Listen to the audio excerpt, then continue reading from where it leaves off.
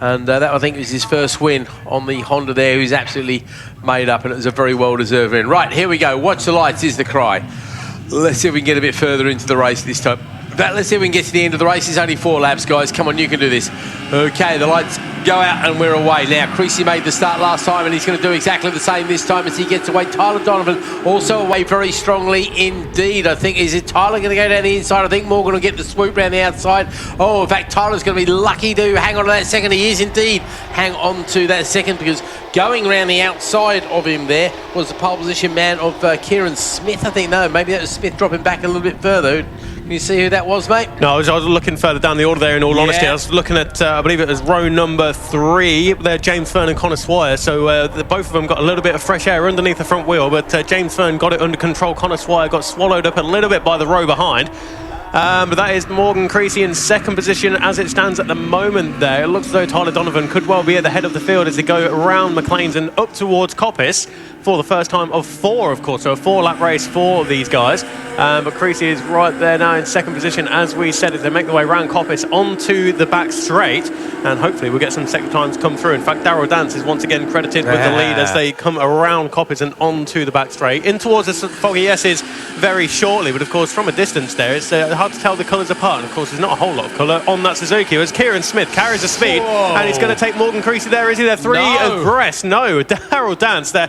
One to the left, Smith, one to the right. Kieran Smith backs it into the Melbourne loop as Morgan Creasy goes up the inside of Darryl Dance there, tries to get the cutback. Creasy on the cutback, no. Not quite this time around. It's the K1 versus the K7, but Kieran Smith leads them as they go in towards Goddard's ahead of Morgan Creasy and Darryl Dance. Tyler Donovan is up next, but everybody through safely on this opening lap. Round Goddard's, there you go. Kieran Smith, bike number 5, leads the number 800 of Morgan Creasy, and I'm sure Morgan Creasy is getting so fed up of a number 5 Suzuki leading him in the Ultras, but it's Kieran Smith this time around. Third position, as we said, is Darryl Dance, Tyler Donovan, Seamus McGlynn inside the top 5. Good to see that number 53, Seamus McGlynn, is right there in contention. Of course, he had a bit of an incident at Snetterton last year, ended up doing a few ribs, I think, came back and is again up inside the top 5. Came back nicely at Snetterton this time round. He won the race first time out. Okay. Yeah, he won the first race on the Saturday. So, yeah, Seamus proved that he's not lost all of his speed since his championship winning days from a few years ago, as they make their way up towards McLean's for the second time of asking. And that is Smith leading Creasy, with Dance, I think, still in third there. Tyler Donovan up next, if I'm right. We're going to get the sector times, and sure enough, Kieran Smith going purple, everybody else going green, because this is their first flying lap. You should be going green. There was a change there between Ramon Hunt and Clinton Wood, so Clinton drops down to 7th and was relegated by the 141 of Ramon Hunt, so that is 6th and 7th on the circuit as they come down the back straight once more in towards the Foggy S's. But a purple in sector number 1 for the number 5 of Kieran Smith, and he carries so much speed through the Foggy S's. But Morgan Creasy is right there with him, seemingly going with the number 5 of Kieran Smith. And I think Corey is watching there at Melbourne Loop as well, watching his brother back it in style in towards that right-hand hairpin.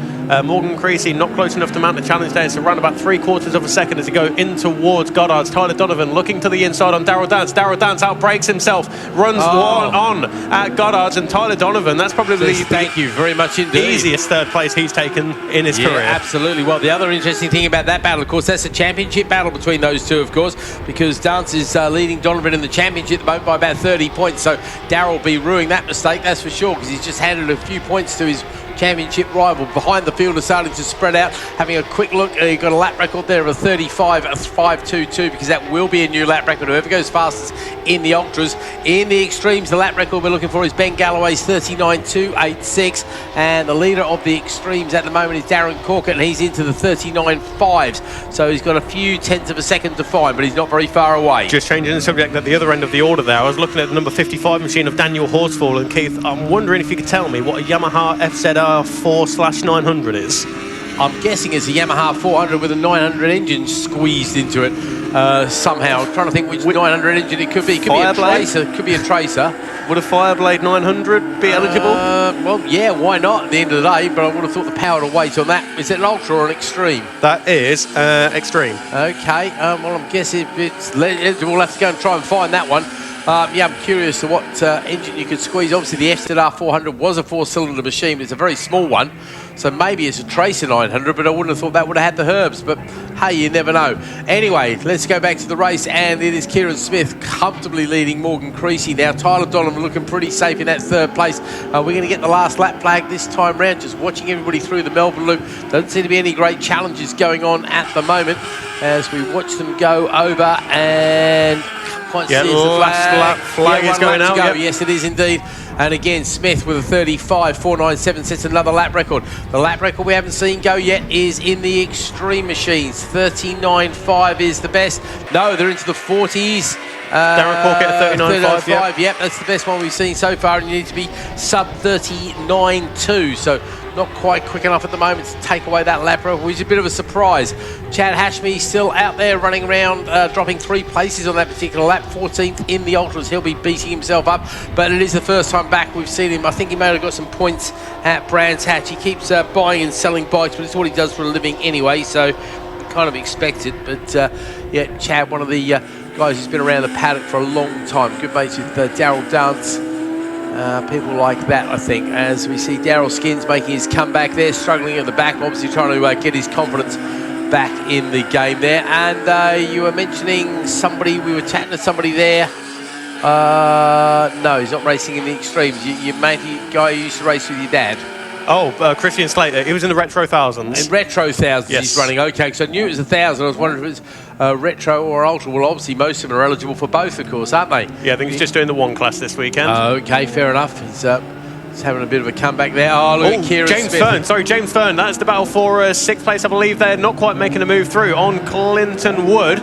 But around Melbourne they go. James Fern with that number 102 Suzuki trying to get the cutback. Again, not quite close enough. As Kieran Smith, a big old wheelie across the line to take 25 points yet again ahead of Morgan Creasy. So the 5 leads the 800. Tyler Donovan in 3rd place and Daryl Dance up next in 4th. Next it's going to be Ramon Hunt and then Clinton Wood, who does get the better of James Fern. And then behind them, there's Seamus McGlynn, dropped a few positions in the closing stages there with Connor Swire and Tony Chioti inside the top 10. Next up in the first of the Extremes, it will be Darren Corkett ahead of Tony Russo by 3.7 seconds. Then Mark Biswell rounding off the Thunderbike Extreme podium. Again, that's the battle of the championship there. Tony Russo leading Darren Corkett by 52 points, so it's down to less than 2 races now, so that's all good news. And we are only at the halfway point of the championship, so everything is a long way from being settled. No lap record that time for Darren Corkett. He'd dearly love to find those last few tenths of a second to try and claim that one as well, but it doesn't quite manage it this time. 3rd place in the Extremes of this time is Mark Biswell. It's Andy